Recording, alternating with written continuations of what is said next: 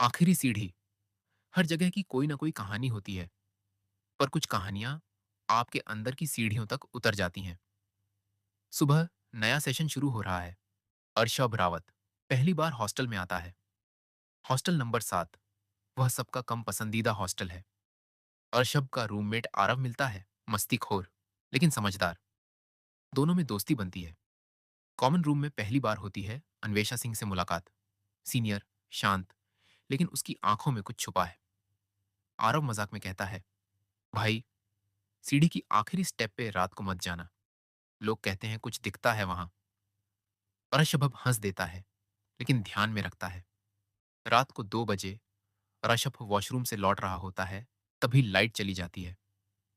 वह गलती से सीढ़ी की आखिरी स्टेप पर कदम रख देता है।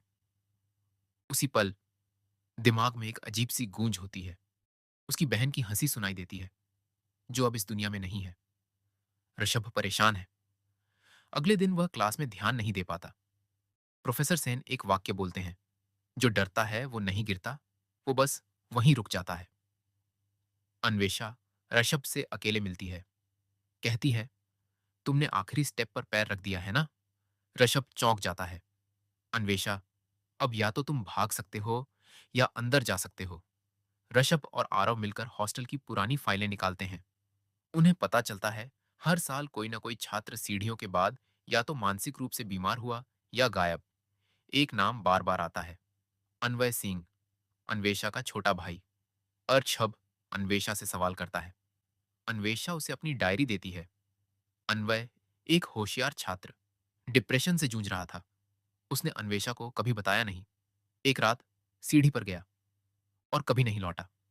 अन्वेषा का गिल्ट, शायद अगर मैंने उससे ज्यादा बात की होती तो वो आज होता। रश्भ अब खुद नीचे जाना चाहता है। मैं अपनी बहन को खो चुका हूं, लेकिन खुद को नहीं खोऊंगा। वो दोबारा रात में सीढ़ी पर जाता है।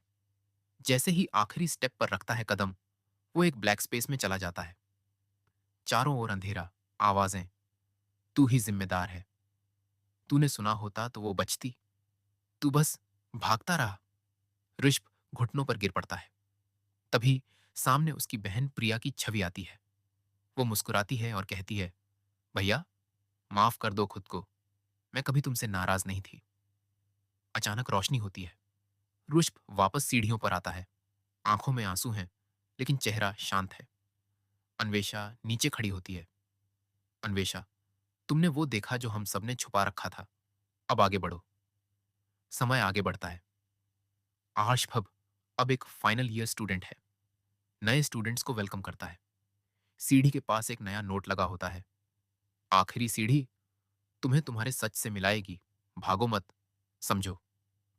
हम सबकी जिंदगी में एक सीढ़ी होती है, जिस पर कदम रखने के लिए बहुत हिम्मत चाहिए। क्या आपने कभी ऐसी कोई सीढ़ी देखी है जो आपको खुद के अंदर उतरने पर मजबूर कर दे?